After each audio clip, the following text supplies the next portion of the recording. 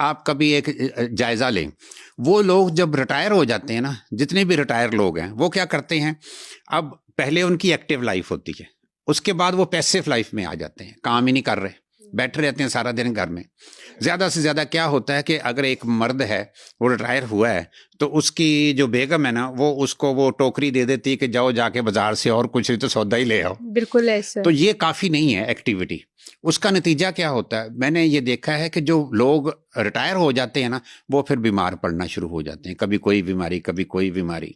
तो उससे वो लोग फिर ज़िंदगी ख़त्म होनी शुरू हो जाती है उनकी, बहुत से नुकसान उनमें होने शुरू हो जाते हैं, ऑस्टियोपोरोसिस हो जाती है और जोड़ों की दर्दें शुरू हो जाती हैं, और कुछ नहीं तो शुगर की बीमारी हो जाएगी, क्योंकि बैठेंगे तो कुछ ना कुछ खाते रहेंगे, वजन बढ़ेगा तो शुगर होने के भी चांसेस है, ब्लड प्रेशर हाई होने के भी चांसेस हैं। आप ये देखें, जिंदगी की डेफिनेशन क्या है, हरकत। तो अगर आप हरकत नहीं करते तो इसका मतलब आप जिंदगी नहीं जी रहे।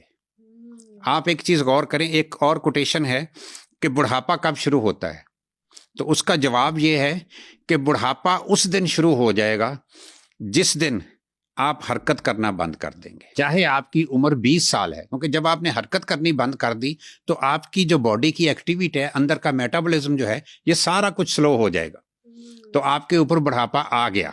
तो ये याद रखें, जो बंदे सारा दिन बैठे रहते हैं ना, वो बूढ़े हो चुके हैं, चाहे उनको अच्छा लगे चाहे बुरा लगे, लेकिन ये है कि अगर बुढ़ापे से बचना है तो जितना ज्यादा अपने आप को एक्टिव रखेंगे, बुढ़ापा उतना डिले होता जाएगा। बिल्कुल ठीक है। तो डॉक्टर साहब एक चीज़ और बताएं कि जितने भी हमारे ये सीनियर सिटीजन्स हैं, जिनमें मैं ये 50+ वाले लोगों की बात कर रही हूँ, तो इनकी हड्डियों में वैसे भी बहुत दर्द होता है, और इन ज़्यादा खौफ सिर्फ इस चीज़ का आता है कहीं ये गिर ना जाए, कहीं कोई फ्रैक्चर ना हो जाए। उनका लाइफस्टाइल ठीक नहीं होता। जैसे मैं एक चीज और देखता हूँ, बूढ़े लोगों की बात तो चलो दूर की बात है, आप एक चीज नोट करें, जो छोटे बच्चे हैं उनमें दूध पीने का रिवाज नहीं है। अब क्या है, वो चीजें आप नहीं ले रहे जिनमें कैल्शियम और विटामिन डी है, तो क्या होगा, आपके अंदर कैल्शियम और विटामिन डी की कमी हो जाएगी। एक और भी रिवाज है कि सूरज का एक्सपोजर लेना ही नहीं है सिरे से ही, उससे भी बीमारियां पैदा होती हैं। चलना फिरना आपने, एक और जैसे कहते हैं ना कि अगर आप सैर नहीं करते तो फिर क्या होगा। एक कोटेशन है, जिस मुल्क के हॉस्पिटल्स वीरान हैं वहां उनके पार्क्स आबाद होंगे। इसका उलट कर लें कि जिस हॉस्पिटल के पार्क्स आबाद हैं सैर के लिए, उनके हॉस्पिटल वीरान होंगे। तो सैर करने से बीमारियां जो है वो खुद ब खुद खत्म होती हैं। तो ये हरकत करना जो है ना, ये बहुत ज़रूरी है। एक जो सेहतमंद बंदा है उसको कम से कम मेडिकली हम कहते हैं 3 किलोमीटर रोज़ाना की वॉक करनी चाहिए।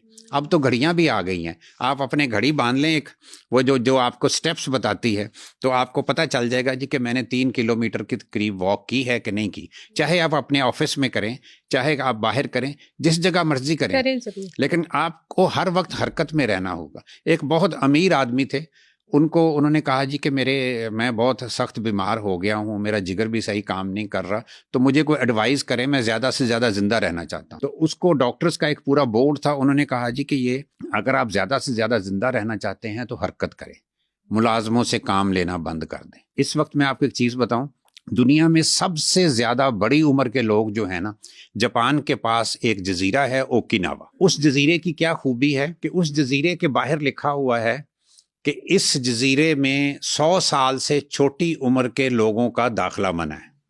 अच्छा। उसमें सारे के सारे 100 साल से बड़ी उम्र के हैं। आप अगर वहां जाती हैं, कोई ऐसा शख्स जाता है जिसकी उम्र 50 साल है, तो वो वहां कहता है जी मुझे यहाँ किराए के लिए एक कमरा दे दो, तो वो कहते हैं जी आप 50 साल बाद आइएगा, अभी आप एलिजिबल नहीं है।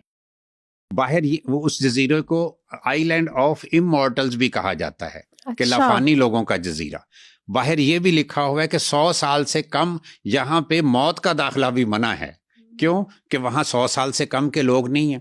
अब उनमें क्या चीज़ देखी गई है, वो कहते जी हमारे मुलाजम ही नहीं है, हम मुलाजम खुद काम करते हैं। तो ये खुद हरकत करना बड़ा ज़रूरी है।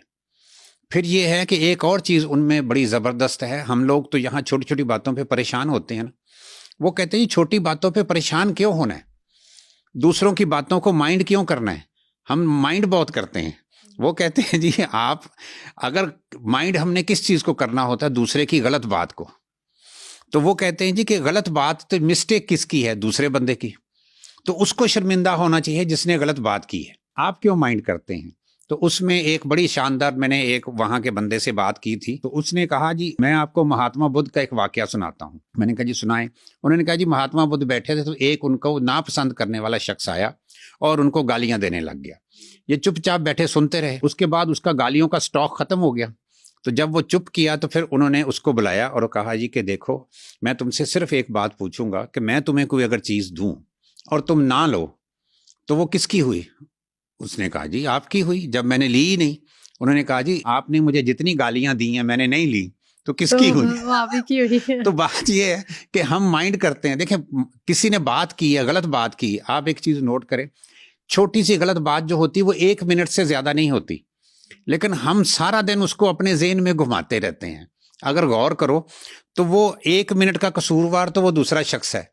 जो सारा दिन आप अपने ज़हन में घुमाते रहे उस बात को, उसका कसूरवार कौन है? उसके कसूरवार तो आप खुद हैं। फॉर एग्जाम्पल, एक बंदा ऑफिस जा रहा है, ऑफिस जाते हुए उसकी वाइफ ने उसको कोई काम कह दिया, तो वो 1 मिनट की बात है, चाहे वो गलत थी चाहे सही थी, लेकिन हुआ क्या, आप सारा दिन ऑफिस में भी बैठे, देखो जी वाइफ को एहसास नहीं है, निकलते वक्त वो ऐसी कोई बात कर देती है, डिमांड कर देती है, तो वो उसको आपने माइंड किया, सारा दिन अपने सर में घुमाए रखा। तो ये इस तरह जो हम छोटी छोटी बातों को माइंड करते हैं, अगर हम इसको दूसरी सेंस से सोच लें कि जी मेरी वाइफ है, अगर उसने मुझे काम नहीं कहना तो फिर किसको कहना है, तो उससे आपका ज़हन ईजी हो जाता है। तो आपको वो इरिटेशन भी नहीं होगी, स्ट्रेस भी नहीं होगी, बिल्कुल आप ठीक हो जाएंगे। सिर्फ सोचने का अंदाज जो है ना, ये भी बहुत बड़ी बीमारियां पैदा करता है।